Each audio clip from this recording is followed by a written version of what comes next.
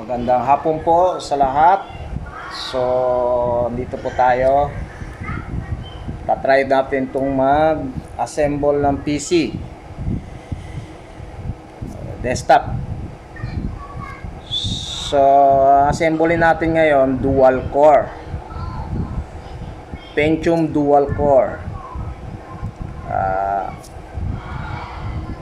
Unang-una, napanood ko lang din naman to sa YouTube, tinry ko lang din. Since 2006 pa po itong PC na to, tinry ko lang kalas-kalasin at ibabalik natin.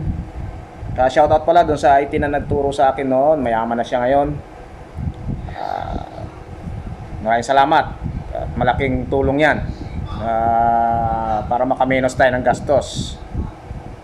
So, ito na. Sana natin paggawa.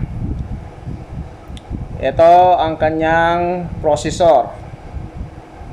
Dual core yan. Intel dual core. Tapos, bali, ang memory niya, Kingston PC667. 1 gig. Ang video card naman natin, NVIDIA GeForce 1 gig.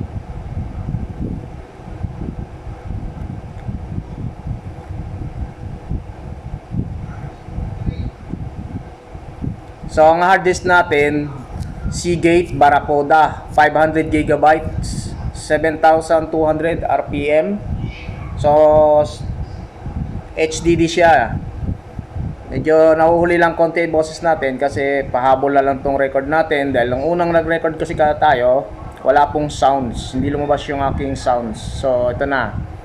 Kaya naman ay ang pan, processor pan. Tapos ang board natin ay Asus P5 GX.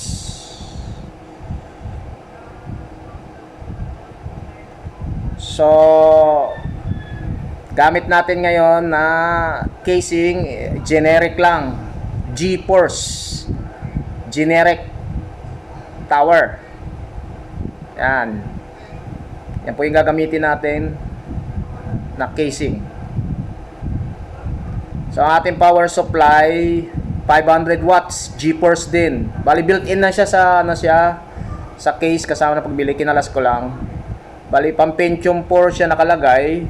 Pero, ayan, 500 watts, P4. Pero pwede naman din daw siya sa dual core. Basta, yung 500 watts. Pero syempre, generic yan. Mas maganda pa rin yung branded. Pero okay naman. Ilang taong ko rin naman gamit yan.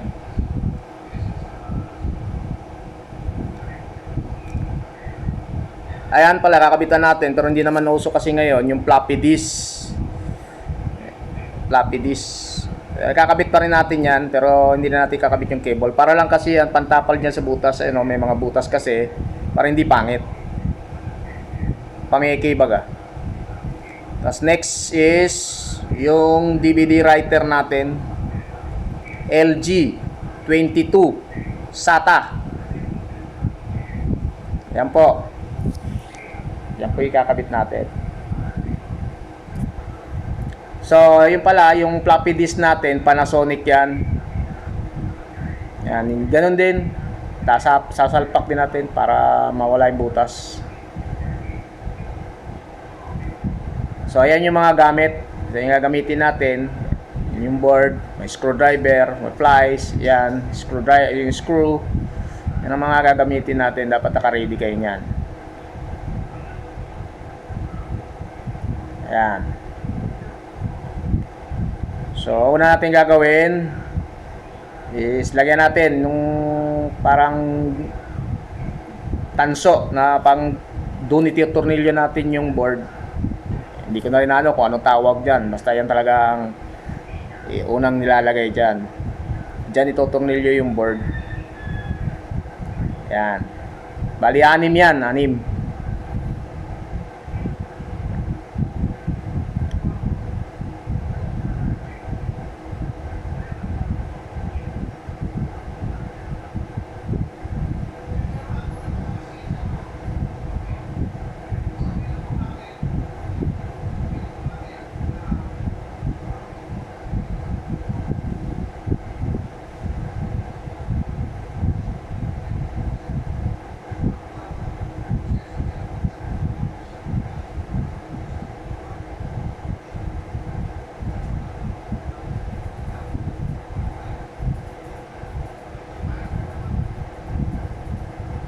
Ayan, pagkatapos po niyan, kakabit na natin yung ano, yan yung bakal na yan. Ayan yung dyan ilulusot mamaya yung saksakan ng board, ay yung mga ano, dapat i-align dyan yan. Hindi ko alam din kung ano tawag dyan. Basta, since nakakabit na yan, pero tinagtatanggal ko pa rin para malinaw kung paano pagkabit. Antayin nyo lang, pag nag-click yan, lock na siya. I-align nyo lang yan. Yan, align. Pag nag-click na, yan, okay na siya. So, dahan-dahan lang kasi medyo manipis kasi generic lang yung casing natin. So, ingat-ingat lang. Yan, push mo lang, push.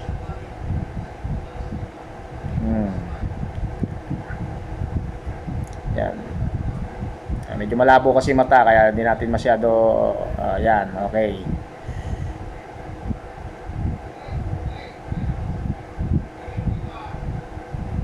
Yan, ito yung ngayon yung processor natin in dual core Intel. So yan, iingatan nyo lang na huwag nyo hahawakan yung gitna na yan. So buksan mo yung lever, yan, i-open mo na. Diyan ilalagay yung processor. So sa paglagay ng processor, i-align yan, meron yan yung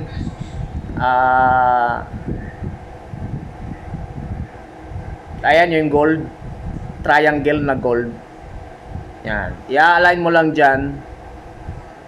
Dyan, since yung iba may nakalagay din na gold dyan, pagtutugmain lang na triangle. Pero ito kasi walang nakalagay siya, pero meron siyang tapyas na parang itsurang triangle. So yan, dyan mo siya i-align. So huwag hawakan ng gitna, dahan-dahan lang paglagay, i-align lang. Yan, huwag mo ipupush yung gitna. Yan, kapag ka sigurado ka na sarado, kaya salpak na siya. Yan, sarado mo na.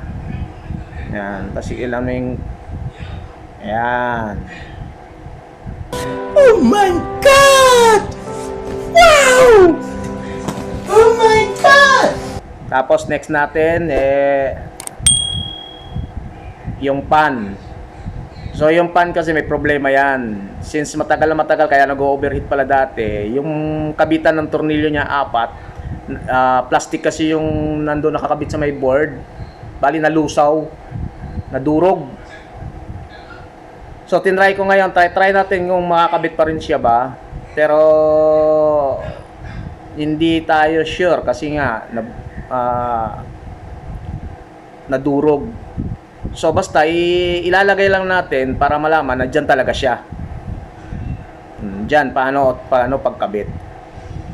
Kaya lang ayan. Tinry natin, napakalit na plastic yan na malutong.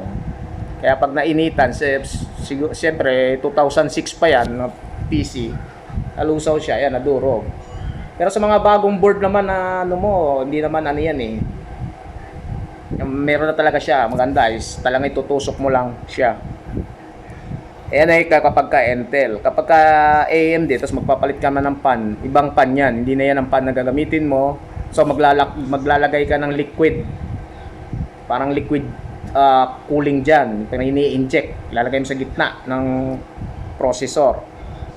Konti lang, parang isang patak lang. Yan, napakahirap po yan kasi napakaliit na plastic yan na kailangan mong lagyan para pampasikip lang. Kumbaga sa magtutornilyo ka sa pader, tox. Durog na po, wala na po tayong mailagay Basta i-align lang natin, dyan lang siya. Poporma lang natin para malaman na ganyan ang pagkabit at dyan siya banda.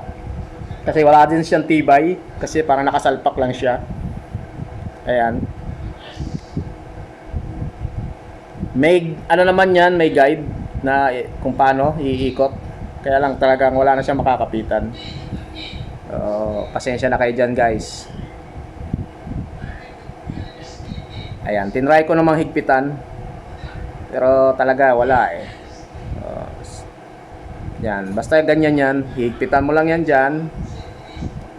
Titwist mo lang ng konti. Meron namang arrow kung paano saan papunta ang paghigpit.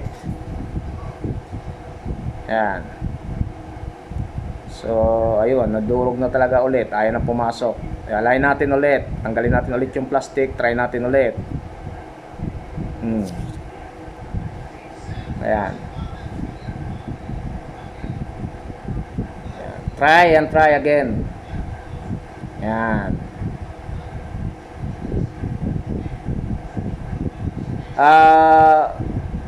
Yun nga pala, kailangan pagka bago yung board nyo, kailangan yung plastic na nakaano doon, yun dapat ang sasapinan yan, or yung box.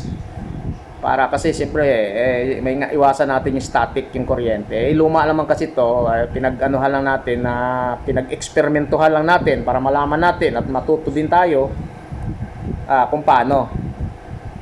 Yan. Pero ang tama po talaga dyan, dapat sapinan nyo ng carton. Yung kahit yung box na pinagbilan nyo ng motherboard, dyan siya. O kundi yung plastic na pinaglagyan yan, para anti-static kasi yun. Yan.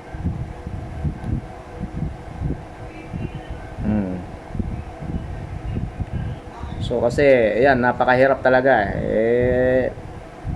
Para lang madali tayo, basta ganyan na siya. Itotornilyo na lang natin, kunyari. Yan lang kasi may problema dyan para lang maipakita natin ang video na paano. Ganyan na lang muna. Huwag na natin anuhin yung tibay na pagkakabit niyan at wala na talaga. So ayun yung pin na yan para sa CPU pan. So sasalpak na lang yan dyan. May nakasulat naman yan na CPU pan. I-align nyo lang yung pin. Ayan. Ayan.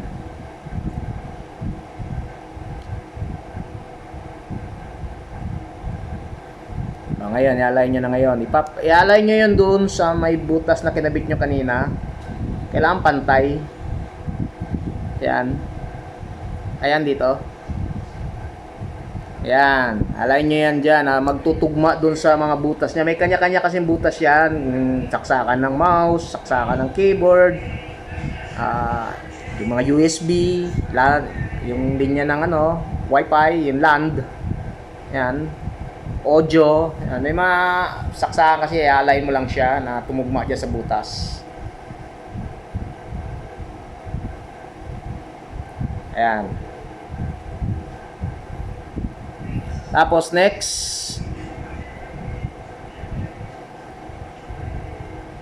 nakakalimutan, dapat pala inuna natin yung power supply, pero sige, okay lang naman yan.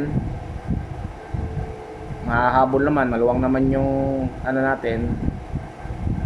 Pero tornilyo pa pala, nakalimutan natin to, tornilyo pa pala muna. So 6 ang tornilyo niyan. Ang pagtornilyo niyan, wag mo munang masyado higpitan sa umpisa, paeke sa paano. Papalit, hindi sabay-sabay ang isang side, parang style pa X. Ayan, kabilang side naman.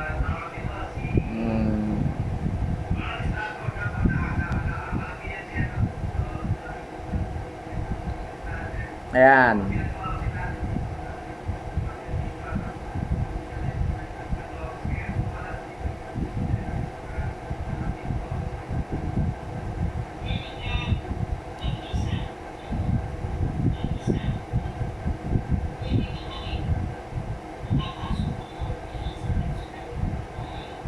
Ayan, yung pagtotornilyo kasi kailangan pare-parehas yung mo. May isa yata ako na tornilyo na parehas lang naman haba nun. Kasi nahalo yung tornilyo ko sa board at saka sa power supply. Pero parehas lang naman ang haba, magkaiba lang sa mga ulo. Yung sa board kasi maliit yung ulo niya, doon sa power supply malaki. So dapat talaga hindi talaga magtugma talaga, kasi kung gagamitin mo yung tornilyo sa board kahit magkasing haba, malaki yung ulo, okay sa board, pero pagdating sa power supply lulusot lang yon. Kailangan talaga magtugma yung mga tornilyo, kaya dapat tandaan talaga kung ano yung mga tornilyo na pinagtatanggal mo. Ayan, tsaka isa pa tip ko lang sa inyo, dapat pag gagawa kayo, gagamitin yung screwdriver yung magnetic. Ayan, magnetic. So itong side na to, ito yung mali na tornilyo. So malaki talaga yung ulo niya. Pang doon talaga to sa power supply. So medyo mahirap tanggalin kasi nga umigpit. Ayan.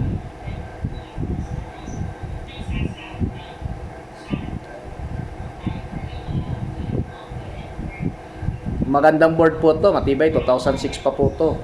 Gamit ko hanggang anong taon? Almost 8 years kaya ta gamit to. 8 years or 10 years. So Asus P5 MX, tibay po to. So kabitan muna natin ng ibang tornilyo, balikan na lang natin yung isang tornilyo na mali kasi mahirap tanggalin eh, para hindi sayang oras. Ayan, since 6 yan, yung iba muna ang kabitan natin. Pagka nalagyan na natin lahat, tsaka natin balikan siya. Medyo may kahirapan lang talaga. Maluwag na siya pero masikip yung parte na yun, hirap dukutin. Gamitan natin. So guys, pagkakabit hindi na ginamitan lang ng long nose yan kasi nahirap eh, nagkamali ng kabit ng tornilyo. Para lang malaki kasi yung daliri ko, hindi maisingit dun sa ano. Ayan. Lakasan lang naman loob diyan para matuto.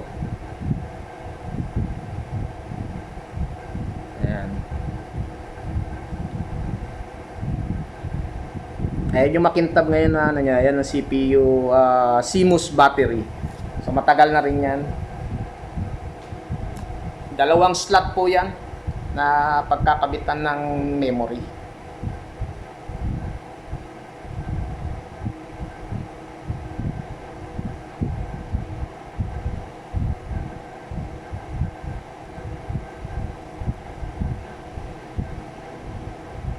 Ayun.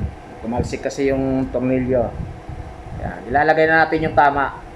Yan, bali maliit yung ulo. So, higpitan na lang natin para tuloy-tuloy na.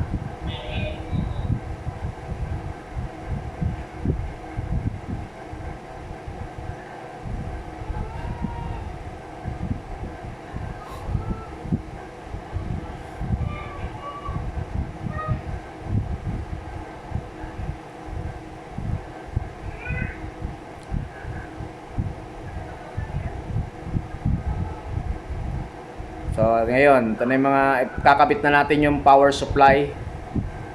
Ayan.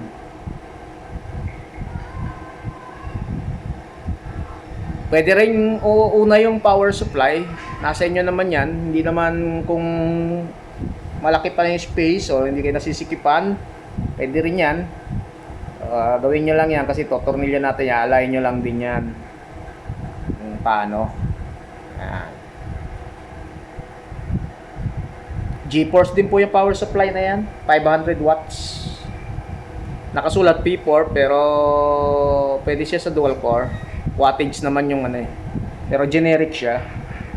Yan, tornilyo. Bali 4 po yung tornilyo niya. Ialay nyo lang din po yung butas na magkakasya doon kung tutugma ba doon sa mga butas niya.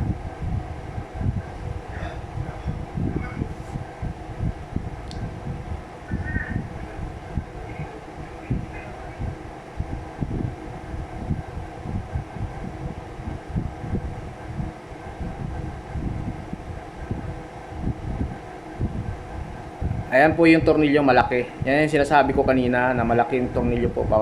Malaki yung ulo. Pero pares lang ang haba. Yung board, tornilyo sa board.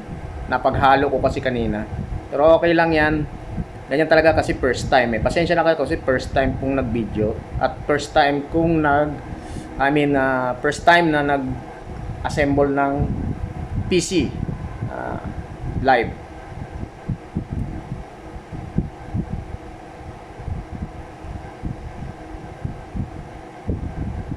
Tiyagaan lang po kasi talaga kung talagang gusto mong matuto. Wala naman po yan sa pinag-aralan.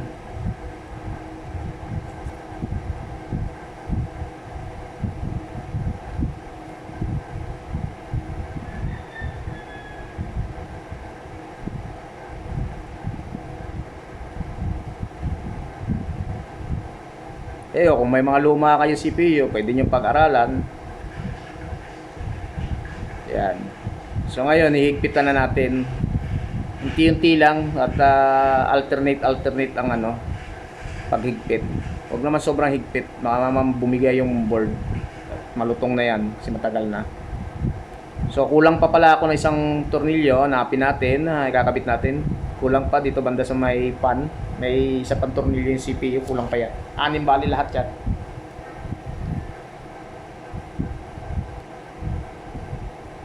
Excited na kasi magbuo kaya nakakalimutan na ibang parts.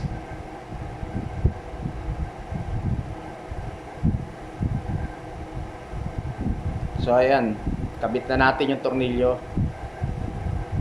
para mabuo na yung 6. Pagkatapos higpitan na natin.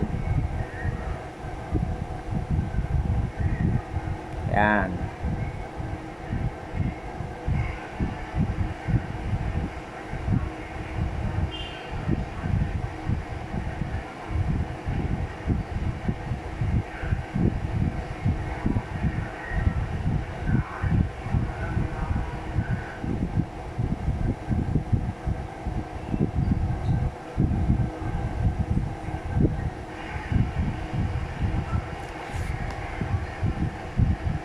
So ikabit na natin ngayon yung memory niya.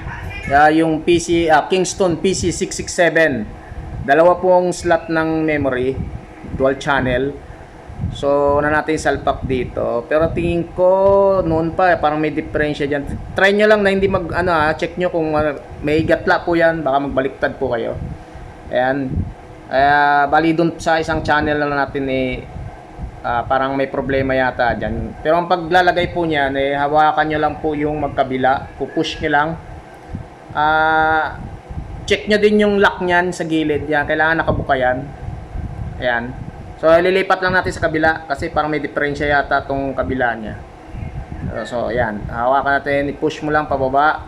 Kailangan nakabukas yung tayo natin. May magkiklik yan. Ayun. Ayan. So, nag-click na siya.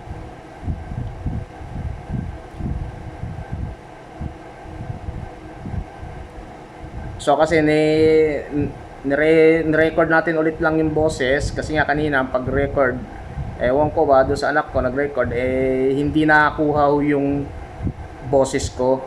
So nag-record ulit ako, sinusundan ko na lang yung video ng boses ko. So ito naman yung floppy disk, yung Panasonic floppy disk. Medyo ikakabit lang natin pero hindi natin pagaganahin kasi hindi na sa panahon kasi ngayon advanced na, hindi na uso yung floppy disk. So ayan. Para lang matakpan lang yung butas kasi pangit Ayan. Kung matatandaan nyo, kung dati kasi uso pa yung floppy disk, ngayon wala na kasing gumagamit niyan. Pero ilalagay na lang natin. Ayan, tutornilyo lang, ilulusot mo lang yan dyan. I-align mo, tutornilyo mo lang. Yan. Ganyan lang yan. I-align mo lang. Titignan mo lang na pantay dun sa labas para hindi pangit.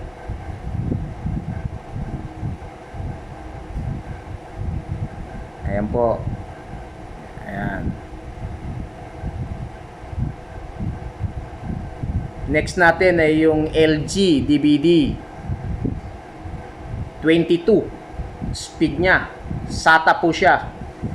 So, bali sa ngayon kasi, uso na kasi yung download, hindi na rin masyado yan. Pero gumagana po siya, pwede rin na po natin paganahin yan. Pero sa ngayon, kakabit lang muna natin para nga hindi pangit tignan yung harapan. May butas kasi Pero dyan talaga siya. Pwede rin naman dito sa taas. Nasa inyo na lang yan kung saan nyo gusto butasin o saan nyo mas malapit. Susukatin nyo kasi yung titignan nyo, check nyo rin cable kung aabot ba yung powers cable niya at saka yung SATA cable niya. Pero since kasi dyan binutas dati ng IT namin, okay na rin yan. Kaysa magbutas ulit, papangit.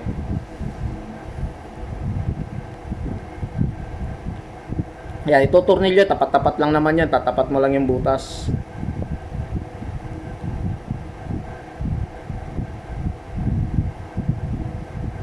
Ayan, okay. So, next natin ay Yung hard disk na po, 500 gig po yan. Seagate Barracuda, 7,200 RPM. Kaya kakabit natin po, ayan. Tanggalin natin yung tornilyo, align. Pwede rin po sa ibabaw, pero mas dyan na lang.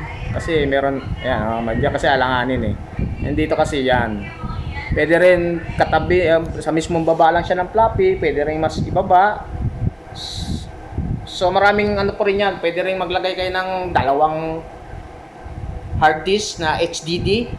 Since yan, HDD din po yan. Pwede rin nyo po kabitan din ng SDD. Marami pa pong bakanting pwedeng malagay dyan. Yan ay kung kaya pa rin ng nyo. Depende. Depende sa setup nya.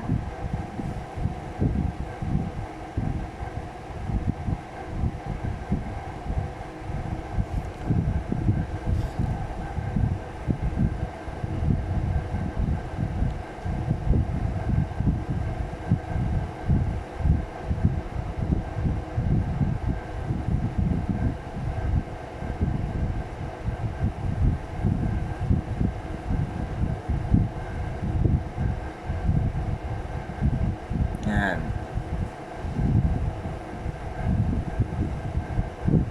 Ngayon, check nyo natin. Kabit na natin yung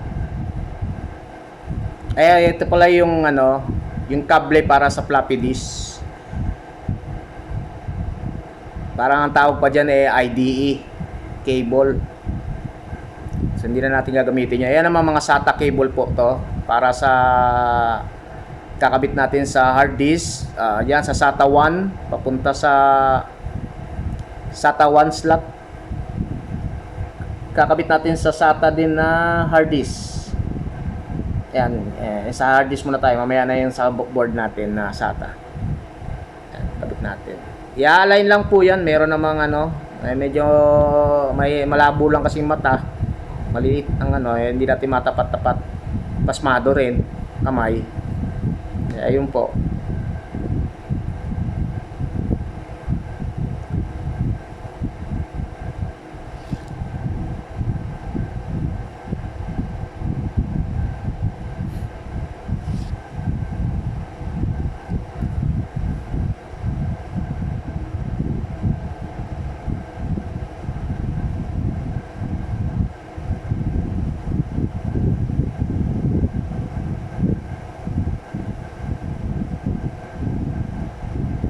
Yan, ready lang po yan, ready. Tapos next natin yung magalaw talaga yung pan eh. Tabi lang muna natin. Next natin yung isang SATA cable naman. Doon naman sa DVD. Kabit din natin yan. Yan. So, ngayon, hanapan na natin siya ng next natin sunod yung power naman ng hard disk tsaka power ng DVD. Yan mo kukuha ng yan. Next natin pala muna itong pinaka-importante yung 24 pin sa board. Salpak po natin. Yan po yung 24 pin. I-align lang po yan. Magkiklik din po yan. Siguraduhin lang po na maganda yung pagkakasalpak. Magkaroon tayo ng problema. Yan. Yan po yung 24 pin tawagin.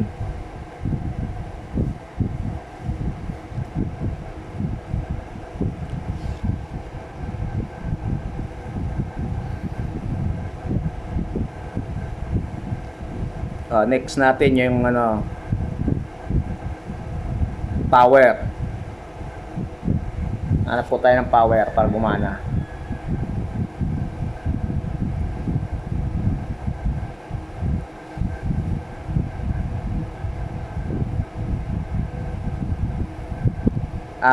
Nahin muna natin tong 4 pin. Pasak muna natin yung 4 pin. Ayan. 4 pin po, pasak natin dyan. Ayan po yung makikita nyo yan sa may bandang itaas ng pan. Ewan ko kung pare-parehas ba lahat ng na dyan banda yan. Basta yan yung tinatawag na 4 pin.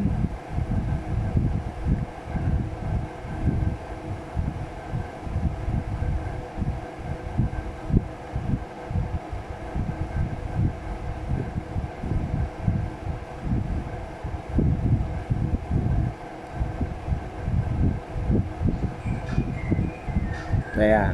Una natin lagyan ng power yung DVD. So, ayan. Ayan.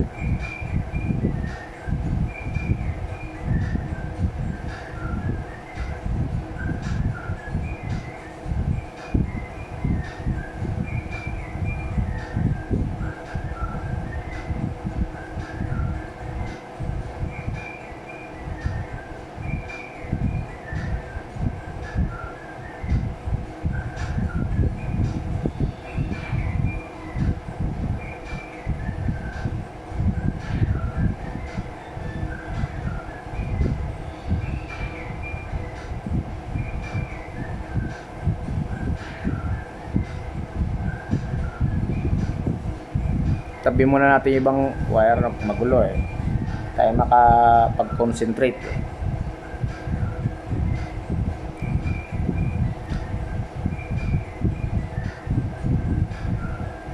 Wala kasi tayong cable tie. Ayan. Yan po yung power para sa DVD.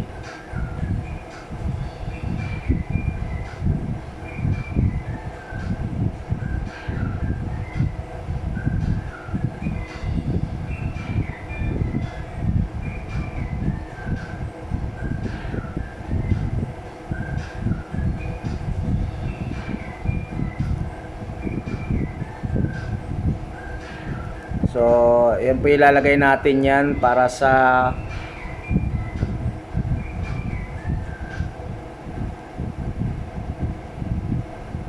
audio po. USB. Para sa USB port. Para po yan sa USB port. Salpak na po natin yan sa USB port.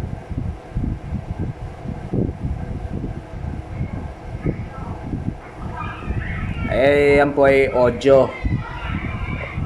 Audio po yan. Yan, meron pong pin. Sasalpak nyo lang po doon. Ayan o, meron po siyang tatapat nyo lang po. Kailangan tumugma po yung pin ng pagkakalagyan. Eh, may bungi po yan. Ayan o, meron pong isa. Kailangan i-align nyo po na kung paano yung pagkakano niya. Ayan.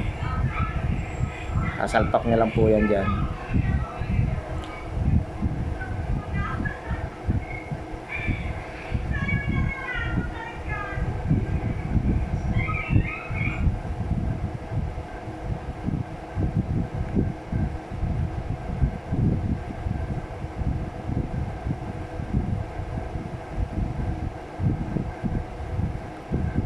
Yung SATA cable natin, yung hard disk natin, saksak natin sa SATA 1. Ayan, sa SATA 1. Saksak na natin sa board. Sa SATA 1 yan.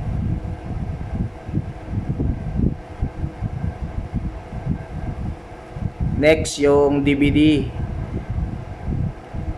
Ay, salpak natin kahit sa SATA 3 na lang. Kahit sa SATA 3. Yan. Wala namang problema yan. Madidetect naman yan.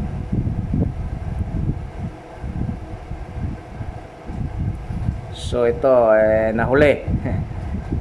Masikip na. Dapat pala, kanina pala natin to inuna. Pero sige, ganun talaga first time Ayan pala, ito. Yung reset SW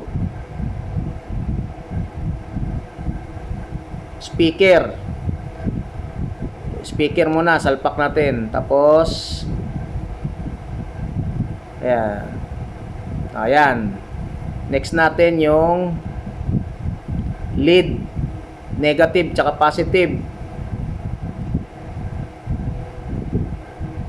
kasama yung reset SW. Yan, magkakasunod yan, tatlo na yan. So unahin lang muna natin yung reset para hindi, ang hirap hawakan Ayan. I-align nyo lang yan dyan. Kailan tama yung, may nakasulat naman dyan, kung malinaw-linaw yung mata nyo kung saan yung negative tsaka positive. Siguraduhin lang na huwag magkapalit-palit at tama ang pagkaka-align.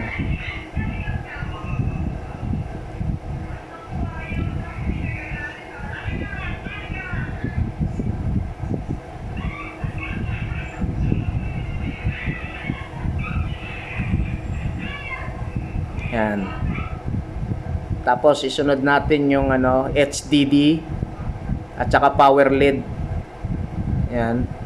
Sa likod yan, yung power LED sa likod lang na ng ano yan, reset. Tapos yung HDD sa likod naman ng LED negative at LED positive. Ganon. Yan.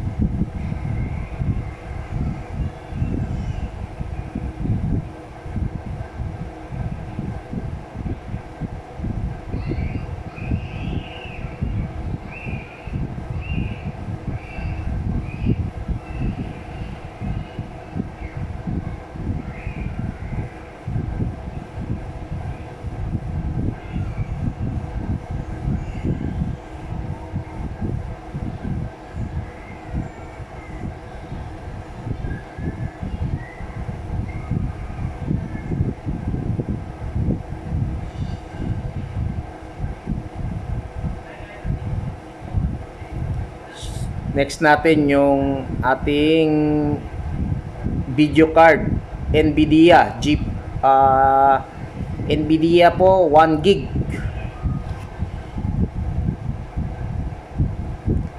1 gig lang po yan. Ganon din po yung memory natin, 1 gig din po, Kingston PC667. I-align nyo lang po yan. Tapos yun sa PCIe slot, tulak nyo lang. Tapos ngayon, siguraduhin nyo sa pagbago kasi yung casing, wala pang butas siya.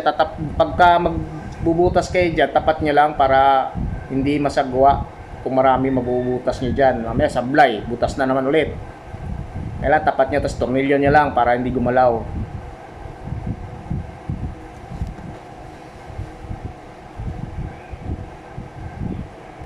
Yan, so yun lang problema natin, yung pan malog-alog, walang tibay siya. So, next natin yung pan. Yan na yung pan sa takip. Ayan, dagdag lang po yan na pan. Ayan, hanapan nyo lang po siya ng tutugma dyan, yung pin. Hanapin nyo lang. Ayan, kailangan makakuha ng kuryente. Hanap nyo lang yung tamang socket. May socket dyan na tama. So, marami pa naman sobra yung socket natin. Yan. Salpak nyo lang yan dyan.